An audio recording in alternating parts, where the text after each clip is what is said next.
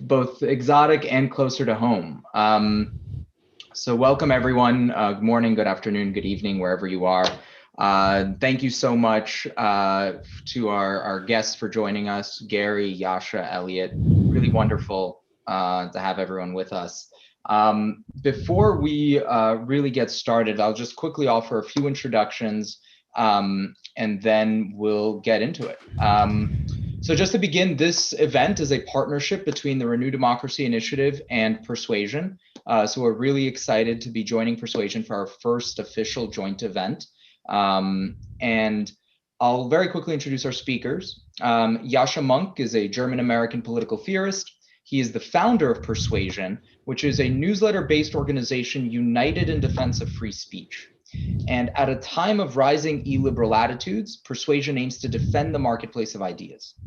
In addition, of course, to founding Persuasion, Yasha is an associate professor at Johns Hopkins University, a contributing editor at The Atlantic magazine, and a senior fellow at the Council on Foreign Relations. Gary Kasparov is a world champion chess player, the chair of the Human Rights Foundation, and the founder of the Renew Democracy Initiative. Currently living in exile, he has been at the forefront of the freedom movement in Russia and the resistance to Vladimir Putin. Eliot Higgins, our guest of honor, is the founder of Bellingcat, an open source citizen journalist initiative, and he is the author of Are Bellingcat, a book about their work over the past 6 years. Since Bellingcat started in 2014, they've identified who shot down Malaysia Airlines 17, and just this year, they tracked down the Putin agents who tried to assassinate Alexei Navalny and tricked them, or in conjunction with Navalny, tricked them into getting on the phone with Navalny himself and talking openly about their crimes. Honestly, I watched the video, and I think that's the closest I've come to feeling like I was witnessing a real-life Jason Bourne movie. It's truly incredible. They even helped identify a number of the criminals who assaulted the US Capitol on January 6th, dear God. And their work now is, of course, more important than ever. And now, before I hand it over to Yasha, I do want to very quickly introduce RDI. We were founded in 2017 in response to the rising tide of illiberalism around the world. And we come from all across the political spectrum, but we're united around a commitment to restore liberal democracy in the US and around the world. Our mission is fundamentally an educational one. We want to create content that makes the best possible case for liberal democracy, something that just hasn't really existed since the end of the Cold War. And so if you have a group of 10 people, of whom 2 are overwhelmingly the loudest, inevitably they're going to define the conversation. Even if the other 8 all agree with one another, rather than the 2 loudest ones, a small vocal minority can end up dominating a political system. So our goal is to empower the 8 and to help rebalance political discourse and promote reasonable, pragmatic, data-driven conversation. If you'd like to learn more about our mission, donate, or get involved, please visit our website at rdi.org. And with that, let's get started. I'll hand over the mic to Yasha. Thank you. Well, thank you so much, Yuri. I think RDI and Persuasion are very much aligned in our basic values in trying to defend liberal democracy and free discourse, philosophically liberal values from challenges in whatever part of the political spectrum. And so it's very nice for us to do our first official joint event together. I'm really pleased to welcome Gary Kasparov, who's become a good friend over the last years of joint struggle against the various anti-democratic forces. And it's a real pleasure for me to meet for the first time Eliot Higgins, whose work and whose website I've admired from afar for a long time, but we actually haven't had a chance to meet before today. One of the interesting things about We Are Bellingcat is that it sort of gives you an inside story of the organization and how it comes to be. I always think that when something makes sense, when something is important, when something that didn't exist before comes to play a huge role, you assume that it would have been obvious that somebody sat down and saw the market niche and say somebody really needs to do that, and it sort of it springs fully formed from their head. That's obviously not exactly how things usually go. Tell us a little bit about what inspired you to start Bellingcat and how it slowly took the form that we now know it as. Well, for me, Bellingcat really started after 2 years of doing a blog, which I had started itself really just as a hobby. It was never really an intention for it to be anything more than just a place to kind of share my thoughts on these interesting videos I've been seeing from Syria and the kind of ways I was trying to verify them and identify weapons and use these ideas like geolocation to figure out where they were filmed.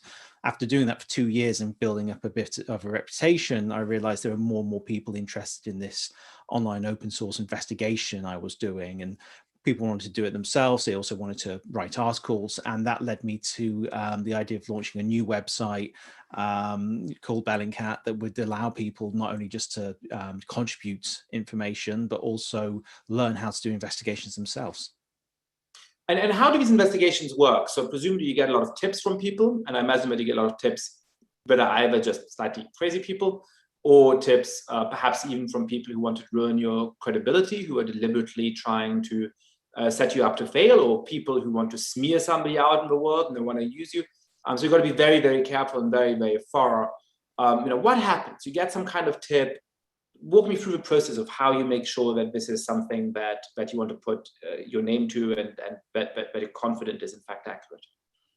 I mean, it varies. I mean, usually it's because, as internet users, we see stuff being shared on social media that seems to be an interesting event, and we start looking into it. And when I say we, that's, originally when Bellingcat was launched, it was basically just myself as the only full-time employee. But it was a few days before MH17 was shot down in July 17th, 2014. And that became the first kind of big investigation Bellingcat did. But the way that kind of started was basically just lots of people online digging through videos and finding, images of a Buk missile launcher traveling through eastern Ukraine, and kind of me seeing that and thinking, okay, I can geolocate that image and figure out where it was taken. And then some other people who were part of this kind of online community, kind of focused around Twitter mainly, kind of leaping in and helping with other videos as well. And some of those wrote stuff for Bellingcat, and it kind of developed very organically. And when I started doing this kind of work myself, it was really to find out more about something that was interesting to me. I wasn't thinking of an audience I was trying to serve. And really that's now core to how I work with Bellingcat and how I want people to work at Bellingcat. I want them looking into things that's interesting for them to look into and that they are care about, because that actually produces better quality work. Because the thing with open source investigation is you'll be digging through a huge amount of information, and if you're not really interested in it, it's a horrible task. And we do get people coming to us with kind of suggesting stuff, and sometimes claiming they've got this bit of information. I'd say about 95% of those emails are either just literally just insane, just crazy stuff that we aren't going to investigate, like people suggesting we investigate stuff that reinvestigate 9/11 for them so they can prove it was all fake and that kind of stuff. And a certain amount of it is also just stuff we can't really help with, because sometimes it seems like open source investigation is like a magic wand you can wave at anything and find the answers, because we have these kind of big stories, but that only really happens because you're seeing our successes. You don't see our failures because we don't publish those, because we don't find anything. So that's kind of the other stuff we get. But usually we're so busy, we don't really have the opportunity to take direction from anyone else. We are finding our own stuff, and we've got kind of a lot on our plate. But a lot of that then is enabled, we try and train other people to do the work we're doing. So if we can't do it, other people have the kind of tools and capabilities to do it themselves. So perhaps to talk us through the story of MH17, which is obviously a very important event. Give the audience who may not remember MH17 in such detail a little bit of details about, I guess, but aviation disaster, or rather that murder of a lot of people aboard that plane. And how do you start digging into it, and what was sort of the smoking gun that really allowed you to say, okay, we figured out what actually happened? So just a few days after Bellingcat had been launched, MH17 was shot down over eastern Ukraine. Immediately, videos and photographs started being shared online. People were finding information and then resharing it again. And in a way, the most interesting things kind of bubbled up to the surface. These images and photographs, for example, of this Buk missile launcher, and we kind of as a community took those images and photographs and used techniques like geolocation to figure out exactly where they were filmed. And that gave us a route of this missile launcher through separatist controlled eastern Ukraine.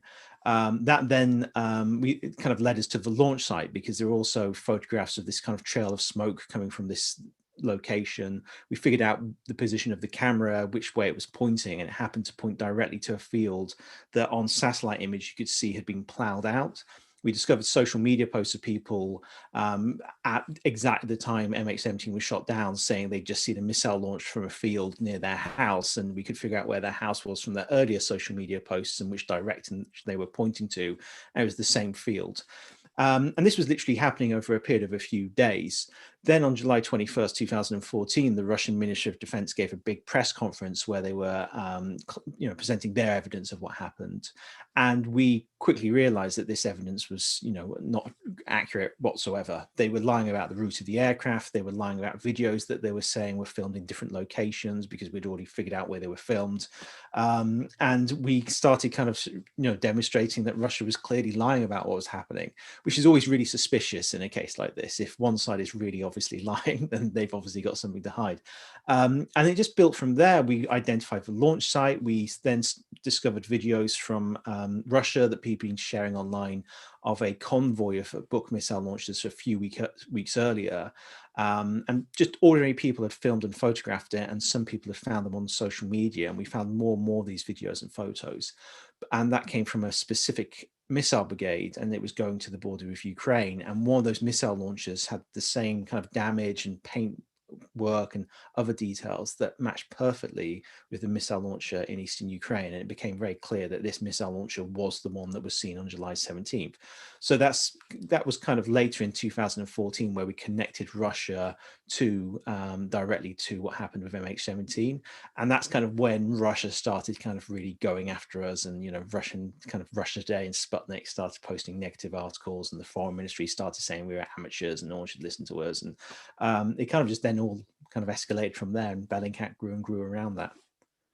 How do you avoid confirmation bias in investigation like this, right? I can imagine, essentially what you do is the same as conspiracy theorists. It's just that you do it better and more thoroughly, right? But I think key to that must be, when you start to see a connection, oh, look, doesn't this missile launcher look a lot like that other missile launcher? How do you check yourself from jumping to the wrong conclusion, from wanting to see the different pieces of puzzle fit together in situations in which it might not? I think it actually really comes from, I was certainly spent a lot of time on the internet from, the mid-90s onwards. So I was very used to the way in which if you are talking about something online, you always have someone who say, no, you're wrong, and this is why you're wrong. And, that happens with all kinds of arguments online, basically. So that kind of informed the way I was doing my work. I was always very clear about the sources I was using. I was very clear about the process that I was using to come to my conclusions and the evidence I was using to do that. And also being very aware of never jumping to conclusions on anything, only talking about what I could see based on the evidence.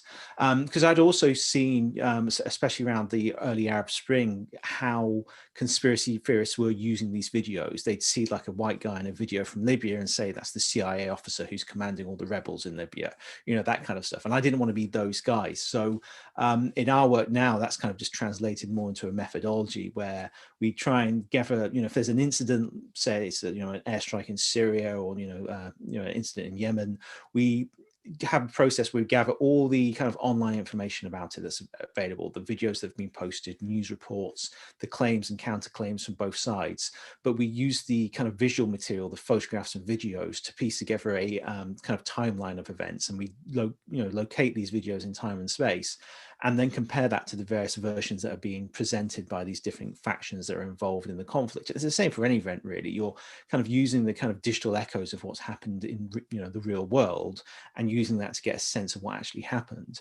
And usually when you have two sides telling two very different stories, that evidence will fit with one side more than the other because they often contradict each other. And with the case of MH17, that's clearly what happened with the Russian claims versus the Ukrainian claims. It's not to say every single thing Ukraine said was 100% correct, but we fact checked everything so we could make sure that what we were saying was not really influenced by the narratives of either side, just what that open source information was telling us. Great. I want to bring in Gary in a second, but Eliot, tell us a little bit about this amazing set of events around Alexei Navalny, which led to him ultimately, confronting on the telephone, the two agents who were actually responsible for poisoning him. Really just one of the most astonishing things I've seen on video. And after this event, I encourage everybody who hasn't seen the video to go to YouTube and watch it. Tell us a little bit about that. Yes, so that Navalny story was actually really based on about 2 years of work that started with the Skripal poisonings in Salisbury in 2018, where one of my colleagues, Christo Grozev, really learned how to use the Russian basically black market for data. In Russia, you can really buy any kind of information you want the government has. You can buy phone records, flight details, all kinds of information. And it's freely available online. I mean, you can, if you know the right keywords to search for, you'll find some Russian forum where someone knows someone who is selling that stuff for, a few hundred rubles. That's reassuring. So we were getting, we had identified the Skripal suspects using this information, piecing together their identities. One thing that was very useful is when they were making their fake identities, they had the same first name, date of birth, and place of birth. And we had all the leaked residential databases and car registration databases from Russia. So we would just search all those databases for people with the same first name, date of birth and place of birth as the suspects in the Skripal case, and find possible matches and look them up and then figure out who the guy was from there. That among those pieces of information, we brought phone records of some of the suspects and discovered they'd been calling up scientists in Russia, scientists who are former members of Russia's nerve agent program, specifically the Novichok program, which was a bit of a coincidence. So we looked into them and we discovered that all these Novichok scientists who had been working in Russia's chemical weapons program when it was shut down when they joined the Chemical Weapons Convention had all been moved to other laboratories and were clearly just still working on developing chemical weapons. So when Navalny was poisoned in 2018, we brought all their phone records. And for around the time of the attempted assassination of Navalny, and discovered they'd been calling a bunch of FSB guys. And this wasn't like it listed on the phone records, FSB guy, FSB. We had to figure this out. It took a while. But then we started getting their phone records and their travel records. And it showed that they'd been following Navalny for like nearly 40 different trips, including the one he was poisoned on. And then since then, and then we showed Navalny this stuff. We worked with him and CNN to basically review all our material to confirm it was correct, because he didn't want to be getting information from MI6. And when you come up to someone saying, hey, we know who tried to assassinate you and here's all the phone records, any normal person is like thinking, okay, this has to be an intelligence operation. This is really weird. But we kind of showed him and CNN exactly how we got this information. And then on the day we were publishing, we were going to call up all the FSB team members because we had their phone numbers. And the first few, Navalny called up and said, hi, I'm Navalny. Why did you poison me? And they just hung up. So on this one guy, we used a bit of software to spoof the caller ID of the FSB's kind of main office and called him. He picked up thinking it was some FSB guy. And Navalny did a brilliant job of basically just bullying him into giving a full confession by saying, I'm working for your boss's boss and you have to give me this report now. It's really important. And this guy as well, oh, should I do it on the phone? And it was like, you have to do it now. It's really important. And the guy gave like a 50-minute confession. He was giving like performance reviews of his fellow poisoners. And what was great there, we were saying, okay, what about this guy? And these were guys we had identified as part of the team. And he was going, oh yeah, that guy, he was like really good in the assassination. He did a really good job. And he was just confirming all the information we had, plus providing more information, like the poison was applied to the seam of Navalny's underpants in his hotel room and all these amazing details. And Christo was there. Just if you watch the video, he's like dying in the background, just trying not to make any noise. So it's Navalny's a kind of researcher, and just the whole thing was crazy. But we held on to that until Putin gave his press conference the following Friday, where we knew he'd give a reaction. And he said, of course, he was being followed because, he's a danger to Russia. And if we were going to kill him, I'm sure we would have succeeded. Then the following Monday, we published this 50-minute phone call with kind of Putin already agreeing that he'd been followed. And now we had the poisoner saying, yeah, he'd actually been poisoned. So that whole thing was just insane for us. We couldn't believe what was happening as it was happening. But yeah, it did. And we got it on tape. So I'm glad we did. And there's the famous movie scene from Annie Hall in which some guy goes on about what Marshall McLuhan would say, and Woody Allen says, "I've got Marshall McLuhan right here." I feel like this is the only thing I've seen in real life that beats that, right? I mean, being able to prove to an authoritarian regime that's just tried to poison an opposition activist But here are you guys on tape saying all of this. I mean, it's just the most remarkable thing. Gary, and while I ask Gary a couple of questions, if you have questions, we would love to see them. Please put them in the Q&A, not in the chat box, but in the Q&A, and we'll get to them in a little moment. Gary, you know, you were the leader of your opposition in Russia for many years and were then forced into exile. One of the difficulties when you are an opposition activist is how do you get people to believe some of the most terrible, nefarious stuff that your own regime is up to? What kind of role do you think an organization like Bellingcat plays in that? You know, how much of a difference can it make? Does that help to break through? Will a video like that of Navalny actually circulate in Russia in a way that really is damaging to the regime? Or do you think the ability to propagandize and so on is so strong that important though it may be, it doesn't make such a big difference to the ability of people to take on these kinds of regimes? Unfortunately, it doesn't lead to an immediate collapse of the regime, though the information is it's scandalous. I mean, this is, you know, even the small portion of Bellingcat investigations could lead to the collapse of any government, to impeachment of any political leader in the free world, which tells you again that Russia is a dictatorship, and we have to treat it as the country that has some sort of immunity, as every dictatorship, against all the revelations, even, you know, as devastating as the latest one about attempt on Navalny's life, confession of one of the guys from this death squad, and just, you know, imagine again. We had not just a confession of a killer. By the way, just, you know, a couple of days ago, we had a story of one of the Kadyrov's henchmen telling the Novaya Gazeta, one of the remaining outlets that is just, you know, still tells us true stories, about executions in Chechnya. But nothing is going to happen to Kadyrov. I would be more worried about the person who decided, for some reasons we don't know, to open his mouth and to tell the truth. Now, what we learned, you know, from the Bellingcat investigation and Navalny's ingenious play with one of his to-be murderers, is that KGB had been operating in Russia death squads, just death squads. They aimed at opposition leaders and some independent journalists, or even, you know, some of the people had nothing to do with politics. It was more about, you know, the business quarrels between the factions within Putin's regime. And so far, you know, we don't see much of the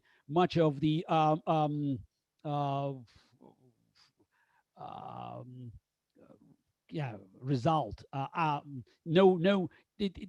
Much of an impact from these investigations. But I have to say something else. This is I would not limit the influence of Bellingcat investigations to Russia only, though the two most famous investigations were connected to crimes committed by Putin's regime, MH17 and Navalny poisoning.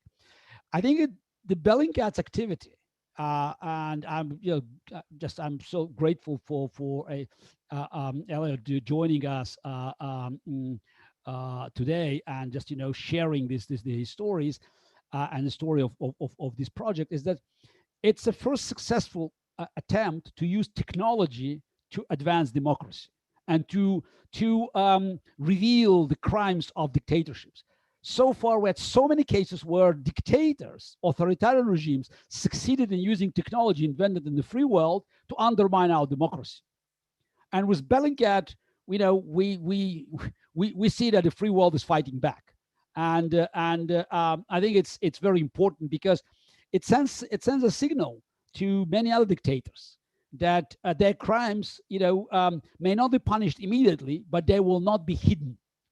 So Bellingcat, you know, prepares the ground. It's fertilizing the soil for future investigations, legal investigations, and I hope for verdicts of the future tribunals on the crimes of dictators. Of course, you know, we all expect, you know, that this material will help to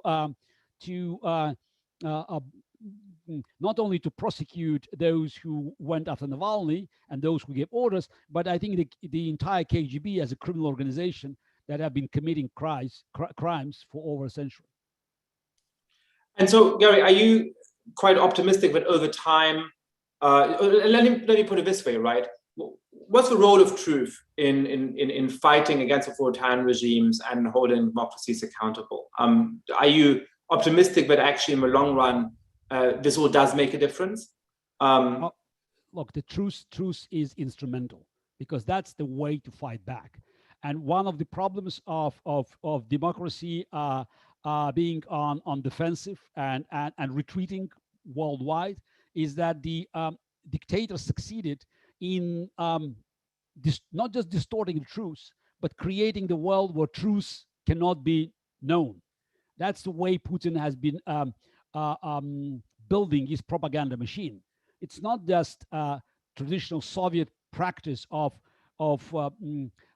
presenting a new ideology, a new set of rules, a new concept that you have to either accept or reject. It's sniping, here and there with different pieces. Some of them could be true, some of them lies, but overall, it creates a fog of doubts. I always call Putin merchant of doubt, and he was quite good. And that's why what Bellingcat has been doing is so important, because it tells us that even, with all this nonsense, with all these lies, with all these semi-lies, you still can get to the bottom of this and get to the truth. The way that Russia confronted the Bellingcat story was not simply, coming out, oh, that was the case. They had a very different, their technique. It's about 10 different versions. They didn't care, whether these versions even looked believable. As long as the many of them, they think something will stick. The Russian television on one day, almost at the same time, on 2 different channels, around 2 programs with experts telling, their own versions about MH17. One was about Ukrainian missile, one was about Ukrainian a military jet. And both versions were supported by diagrams, charts, experts, almost simultaneously. They were, of course, contradicting each other, but who cares? It's about spreading doubts and telling people that, oh, you can have 10 different versions, 100 different versions, but you cannot trust anyone. And no version, can ever, tell you the truth. So Bellingcat is just, it's cutting through these very thick lies, many layers of lies. And that's why Kremlin is so angry and so aggressive about Bellingcat, and so aggressive going after them, trying to discredit them, because it's like a beam of sunlight in the kingdom of vampires. Wonderful. That's I think a very powerful plea for why it does matter, and why at least people who are well intentioned, who operate in good faith, can discover through agents like through organizations like Bellingcat what in fact is true and what is not, and why we shouldn't allow the merchants of doubt to play their game. I'm going to start answering some of the questions asking some of the questions on the Q&A. We have one from Jeremy Levkov, who's saying there's all of this new software for altering photos and videos. Do you think, Eliot, that some countries might use such software to try and fool you? And I would say more broadly, sort of, how worried are you about the ability of videos like that to fool the public? If you can make Joe Biden, say something terrible on video, and that'll circulate and ruin his reputation, and it's actually just a fake. I've heard in the past that you're sort of not as alarmed by that as some other people. How concerned are you about that? Why perhaps shouldn't we be as concerned as some people think? Well, I mean, we have encountered in the past fake images in investigations.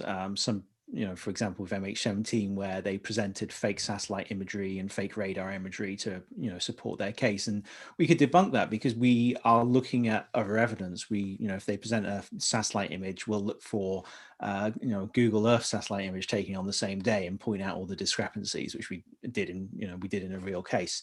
There's the question of deepfakes now, which comes up a lot. It really comes down to kind of 2 different ideas. Deepfakes as in regards to evidence and regards to information. As evidence, it's not a big issue, because when you're doing an investigation, you aren't relying on one video that's been shared online. You're relying on a whole range of different pieces of information that you're cross-referencing, verifying, and a fake video will stand out quite clearly. If it's a speech that has been deep faked, then you'll look for the original version of that footage, because it'll be shared on, it would have, you assume, be recorded by a news organization, or more than one news organization. Find out who did it, get the original footage, find that it's been altered. The problem is when it's deepfakes as information is, by the time you've done that fact checking and you found the evidence, it's been retweeted 50,000 times. So I think what you're going to see there is more kind of arms race between the people creating the software to create deepfakes and people creating deepfake detection software, some of which is kind of coming out now. And I think over time, you'll see that more and more integrated into the social media platforms, so that when you're posting something, it'll actually examine the video for signs of fakery. I think that might be a case where that becomes more urgent when there is a big case where deepfake causes a big issue, as is the case with many things. But I think really, as evidence, it's not such an issue. As sources of information, it can cause a problem. But I think people are pretty cynical about stuff they see online, to a certain extent. So if you see Joe Biden saying he's going to bomb Russia, you're going to check the source of that. Yeah, I mean, I feel like actually perhaps it will have paradoxically the opposite impact. So rather than what we're worried about is there's going to be this deepfake video and everybody's going to believe it and that'll do tremendous damage to somebody. Perhaps actually it'll be the opposite, which is that people who are in fact on video saying or doing terrible things say, oh, that was just a deepfake video. And there'll always be sort of some amount of doubt about the authenticity of the video, even though it was in fact genuine. There's a question from an anonymous attendee. Asking, defense is always harder than offense. Perhaps this is the best question for you, Gary. How can defending democracy go on the offense rather than always trying to defend against disinformation and lies everywhere? So how can, especially in light of the recent Freedom House report showing that we're now in the 15th year of a deep democratic recession, how can democracy go on the offense again around the world? What do we have to do in order to shore up fortunes of democracy, Gary? That's a very good question, a strategic question. And as a professional chess player, or someone who used to be a professional chess player, I can tell you that it's this: you cannot discard defense. It's to know how to defend your position. It's as important as to know when you have to stop defending and go to the attack. Those are two very important components of your ability to master any game, not just chess. But we're dealing with some of the new situations where defense, it's a losing proposition. It's like in cybersecurity. It's just, every expert can tell you that you cannot defend against so many ways of your enemy penetrating your system. Yes, you can do it, as much as you can, but most likely you'll be losing. It's somehow it's like I don't want people to think it's an immediate parallel, but it's like a nuclear conflict. So it's the if you just try to defend against nuclear attack, you understand no matter how good your defense system is, some missiles will eventually penetrate the territory. So the way to prevent it from happening is deterrence, the policy of deterrence. And as we have to use the experience from the Cold War to apply the same practice, the same concepts to the new war. And it's a hybrid war. And I think the problem today is not that the free world has no resources. There's no lack of resources. There's no lack of technical ability. Still, we understand the free world is still way ahead of the undemocratic world. And the fact is that the free world easily won the competition with vaccines. It just tells you that's where the real potential is. What we're lacking is a political will to fight back. And the lack of will also based on the fact that it is no proper assessment of the situation. And that's, we know in chess, it's the first rule. Unless you can make a right assessment of the position, you cannot come up with the tools, with all the means that you have to employ to move forward, because it could tell you to be more conservative, more defensive, or more aggressive. And one thing that the free world is still refusing to accept is that we are at war. Yes, it's a hybrid war. It's not even a cold war. It's some sort of a hybrid war that Putin has been consistently administering against the free world. And this war has very new elements because Russia is much weaker than the Soviet Union. The Russia today is not the country that the free world faced in 1948 when Harry Truman decided to defend West Berlin at every cost, facing Joseph Stalin and the Soviet army, not Vladimir Putin. But Putin knows his weaknesses and also his strengths. He controls more money, more cash than any other dictator, any other individual in the history of human race. He also has this political will to move on because he knows it's a matter of survival for him to look strong. And his attacks, whether it's attack against neighboring Ukraine, annexation of Crimea, and de facto annexation of part of Donbass, is crimes against humanity in Syria, supporting Bashar al-Assad, and chemical attacks, and also carpet bombing Aleppo, and his attacks on Western democracies, supporting all the stripes of illiberal forces around the world. It's not, it's not just, elements of the sporadic activities. Vladimir Putin has a clear goal of undermining the world order that was created after World War II. And what were the key, elements of this world order? What were the cornerstones? It's the respect of law, international treaties. It was a culture of compromise. Even the Soviet Union and the United States, there was some sort of the borders that nobody crossed. And eventually Soviet Union lost, and Putin was mourning Soviet Union, not just as the just empire that lost its battle against the free world. He talked about the greatest geopolitical catastrophe of the 20th century. Vladimir Putin is the unquestioned leader of illiberal forces, and him being in the center of this web, actually, it's main reason why democracy is on retreat for the last 15 years. It's not accidental. Vladimir Putin's success as a dictator had a profound influence on Erdogan, on Orban, on many other dictators around the world, because they could see, wow, it did work. So why not? This is, as we know, it's it's not an imitation. In politics, they always follow the footstep of a successful leader, and Putin understands that it's one of the elements of success is to undermine the belief of people in the free world in the in a dominant force of institutions. Also, what has been happening in the free world and the influence that had positive effect to the rest of the planet was a gradual reduction of violence. The relations, between different groups in society in one country, or in a group of countries, continents, globally, we saw that this was a reduction of violence. No, it doesn't mean that we had peace. We had genocide in Rwanda. We had very bloody ethnic wars in former Yugoslavia. We had enough tragic accidents, but we could see that the countries in the late 90s and early beginning of the century, they have been accepting, a different set of rules. And Vladimir Putin's message, forget about it. It all goes back to the 19th century. It's about strength. You stronger, you can go and annex territory, even despite the fact that you signed so many treaties with this country. And the threat from these activities is much greater than people think. And pretending that you can do business with someone who actually goes after a very foundation of your world, that the world that helped you to thrive and to enjoy peace and prosperity for nearly 8 decades. It's very short-sighted, and hopefully we also thanks to Bellingcat for these revelations of the crimes, people will recognize and will influence politicians that tolerating it, pretending that you can coexist with someone who is just, who's aimed to undermine your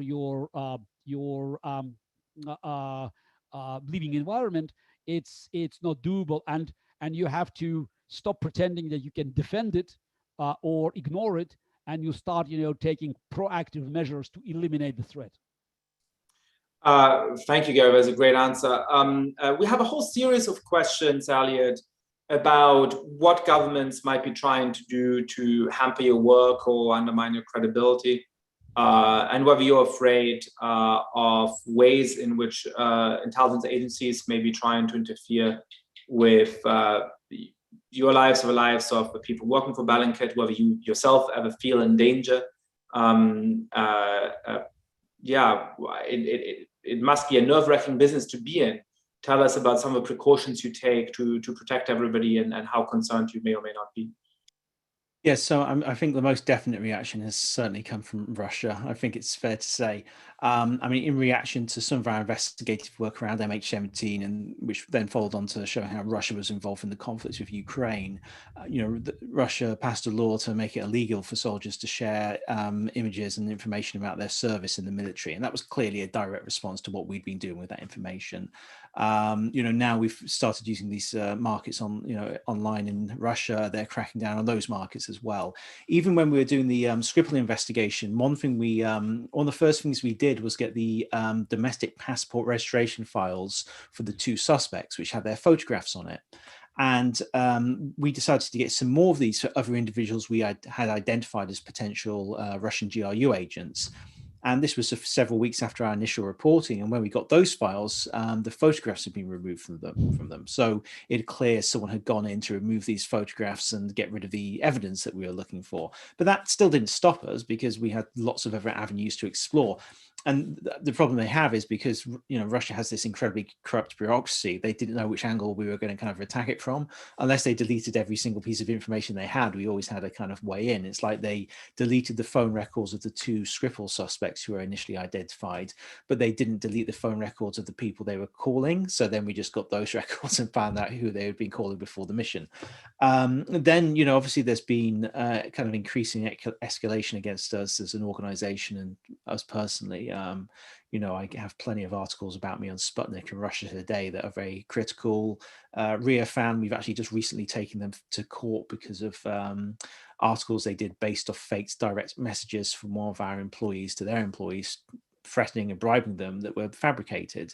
And we actually took them to court in the Netherlands and actually won against them. So now they're going to owe us about 500,000 euros quite soon. So we'll hopefully be able to collect that in Russia, as hard as that may be. And then, as we've kind of escalated our work, and I hope you don't agree to go and collect the money personally. I won't. We might ask for the Russian troll factory building in St. Petersburg as collateral or something like that. But we've been spoken to, like me personally, by British counterterrorism police about my own personal safety since we've started publishing about this kind of stuff. I have to be a lot more careful when I travel now. I won't eat in hotels at all. I'll go to the local supermarket and buy a sandwich rather than get something on room service just in case. So that's not very fun for me, but it's not the end of the world. But yeah, I mean, we've been attacked. We've had cyber attacks against us as well. Attempts to access our emails, disinformation campaigns, pretty much everything up to the assassination so far. So it's not a really comforting thought, especially when you're doing research that you learn about the scale of these assassinations in Russia. And keep in mind, I mean, we've done the Skripal case, which is very well known, but then that led on to another discovery of an assassination attempt in Bulgaria a few years earlier. I'm sure there's more. With the Navalny case, I mean, we've published now on 4 more attempted assassinations, well, 5 because it was the same person twice. 3 of which were successful, and we have more to publish. I mean, we're even looking into Boris Nemtsov now because he was followed by that same FSB team. So, there's just more, and that's for us just the tip of the iceberg, because we're only finding this stuff kind of bit by bit because there's so much data to dig through about what these people have been up to. And what was shocking for us is how kind of obscure some of these people were. So these aren't, easy to detect because they just weren't very big figures who, died. So, I mean, we'll be publishing more. I mean, for us, we find that in a way the best defense is being as high profile and as noisy about this as possible. Like, we're currently working on developing a documentary series on all these assassinations, which will cover, starting with the Skripals and then all the stuff we've done in between, including all the Navalny stuff and hopefully the results of our Boris Nemtsov investigation. So, that'll certainly make everyone fully aware of what Russia's been up to with these kind of assassinations. And, that's just the tip of the iceberg of their activities. But, I think by shining the brightest lights possible on them is the best way, in a way to protect ourselves from it. Also, we now have the Berlin bicycle murder case that's going on in Germany. And one of our colleagues is a key witness there because of the information he discovered. And I think the reaction to that internationally is going to be very interesting because the Berlin government has said they will take action if the court decides that this was an FSB assassination, as we've kind of discovered it was. And then I think that's going to be something that I think the entire European Union is going to have to be thinking about as well. So I think making as much noise as possible is really our only defense against this kind of stuff. Yeah, I mean, the bravery is amazing. Of course, your bravery, also the bravery of people like Alexei Navalny, who go back to Russia under these extreme circumstances. I have a question from Susan. Go ahead, Gary, please. No. Just you just said twice, and it followed Eliot saying noise.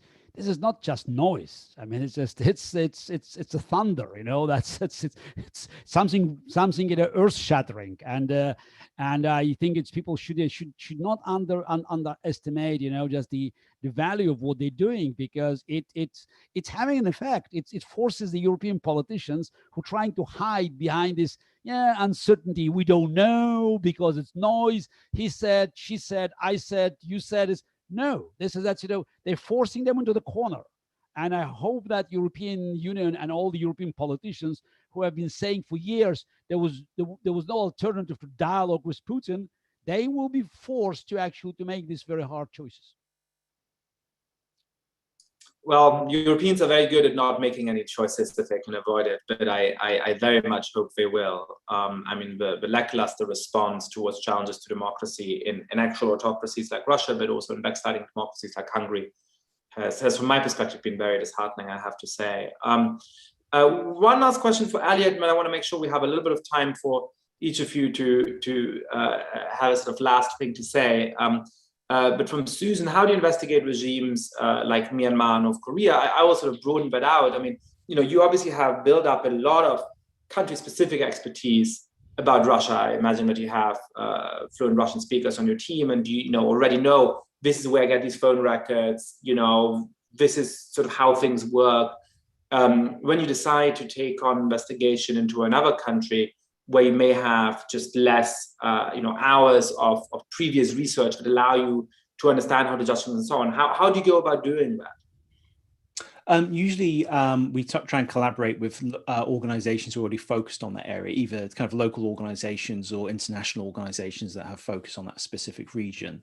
A lot of our work now, when we're kind of building these new areas of investigation, is focused on building these kind of collaborative groups like local media, local NGOs, people with specializations in relevant fields, be they kind of arms expertise or whatever that may be, and then working together as a group. The thing with open source investigation is that the stuff we're finding is public. We can share it with everyone in these collaborative groups, and because we're working with different kinds of organizations in different fields, they all have their kind of own end products. Like if we're working for a news agency in Germany, they'll have a German article they'll write as a part of this. If it's a television company in the US, they'll do something. And we've done these kind of things before on a range of different subjects. And what's great about that is you're not only involving a lot of people, so you're doing better investigations and getting a kind of broader range of views, but when you actually get to the point of publishing stuff, you're not just putting out one article in one kind of media or whatever it may be, but you'll have news articles, you'll have people from NGOs advocating for stuff with people who can actually make change, and you'll have the kind of evidence-based stuff as well, which is what we're kind of gathering. And that means there's more chance for there to actually be an impact rather than it being kind of coming from one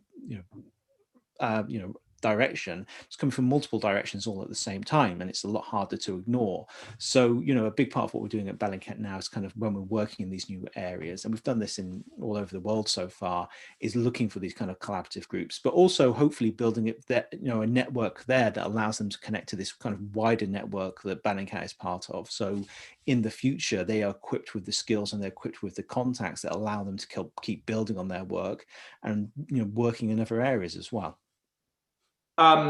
We have a huge number of attendees today. So just a very brief question to each of you to round up this part of our program. Eliot, what is it that people can do to help your work or help the cause more broadly? And Gary, you know, how is it that people can stand up for the democratic rights of people, you know, from the home? Let's start with Eliot and then have Gary finish off the proceedings. I mean, there's a range of ways you can do it. I mean, you can get involved directly. For example, at Bellingcat, we're building like a volunteer section. So if you want to get involved in investigations, you can be part of it. But also, I think at a kind of higher level, you know, when you're thinking about policymakers and stuff like that, it's realizing that the internet has changed society, you know, at the very core of what it is. And that if you don't address that, if you don't actually use that, then you are going to allow disinformation and, you know, anger online to spread. I feel that there's been a loss of faith in mainstream sources of authority over the years, you know, often with good reason, but people are finding alternatives online, and often the alternatives they find are kind of communities that are drawn into conspiracy theories, and it could be anything from kind of Syrian chemical weapon use to downing of MH17, the shape of the planet Earth, coronavirus, all those areas. If you don't trust mainstream authority and you search for an alternative source of authority online, at the moment, what you're basically going to be served are conspiracy theories. And what we need to do is kind of build online communities that are evidence-based, you know, build on kind of the sort of work that Bellingcat's been doing, engaging people at different levels and doing that at an early age as well, working with, you know, schools, for example, showing them how to do investigations themselves, not asking them to investigate war crimes in Syria, but issues that are happening around them, and engage them with local media and national media and, you know, NGOs who also want to help on these issues, bring them part into this kind of global network. And that's really what the internet is about, building global networks. So we should use it in a positive way rather than just hoping everything will be okay as soon as a 10-year-old gets a smartphone and spends, you know, their whole life just being mad about stuff on the internet. Gary. I can just follow up on what Eliot just said. Internet, you know, just offers unlimited opportunities for good, not only for bad. And we all can get proactive. So get proactive. You can help, you know, just it's the Bellingcat investigation is very important. It's one of the areas, you know, where you can contribute, but you can also fight on your, you know, on the local level, on the, just, you know, against domestic threats of illiberalism. So you can help people, you know, to go through this, you know, through these layers of lies that have been spreading around. Or you can also help to fight, you know, the trolls, and that's you know, the troll factories that have been so active in attacking the social network infrastructure. So it's because you are empowered, you have such a powerful device in your hands, so you can look at the screen now and you can find many ways. There's no one universal advice. Just get proactive. If you want to make your contribution into our global fight for democracy, you can do it, you know, in your neighborhood. You can do it in your town. You can do it in your state. You can do it in your country. You can do it globally. So of course you can make donations. You can, you know, many organizations that have been involved in that. So it's and you can have many great dissidents around the world that are struggling. Just, you know, just follow up. And it's, if you are interested, if you want to make your contribution, you definitely find an opportunity. So that's why if you decide to skip it, so that's your choice. But thanks God, you know, we have now tools to work in the favor of democracy, in support of our democratic institutions. And the Bellingcat story is the best proof that people, you know, that had genuine interest in defending truths and finding truths, so they could have such a great impact out of a scratch. They built an organization that is seen as one of the greatest threat to Vladimir Putin, one of the most corrupt and deadliest global empire that was ever built. Thank you so much to RDI for co-sponsoring this event. I think we're very much aligned organizations, and for those of you on the call from the Persuasion side, you should really check out the organization. I hope that those of you from the RDI side check out Persuasion at www.persuasion.community.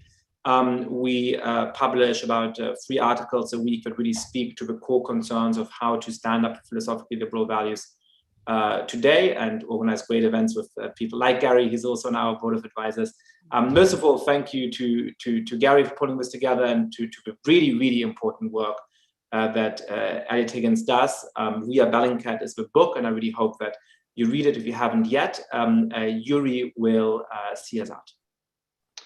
Yes, thank you. Thank you, everyone. Yasha, Gary, Eliot, this is really terrific. It reminds me, I think earlier I mentioned Jason Bourne, but what this actually reminds me of is that really great scene in the James Bond movie, Skyfall, where he's meeting Q for the first time in the museum. And, they're bantering back and forth. And Q points out that he could do more damage than James Bond while he's still in his pajamas before he's had his morning cup of Earl Grey on the computer. And that definitely reminds me a little bit, Eliot, of some of the work that you're doing. Perhaps a more open source certainly than the work that Q did at MI6. But anyway, so want to really thank everyone and thank the audience for joining and for your terrific questions. There are, of course, far more questions than we can answer. What we'll do is we'll try to follow up on some of these questions, whether in writing or perhaps short videos or something. It's something we've been experimenting with. So do stay tuned for that. And I hope for those coming in from the RDI side, I do hope you'll sign up for Persuasion. It's really an incredible community, an incredible newsletter. And if you haven't signed up for RDI, I hope you'll do so at rdi.org/newsletter. And for those of you who are joining us for the private event after this, you'll just have to X out of this and go to a separate Zoom link. It should be in your calendar. And for everyone else, I hope you'll consider becoming either a founding member of Persuasion or a subscriber at RDI to be able to join some of those more intimate private events. So again, thank you, everyone. And please don't forget to take this survey when you X out of the Zoom. Thanks again.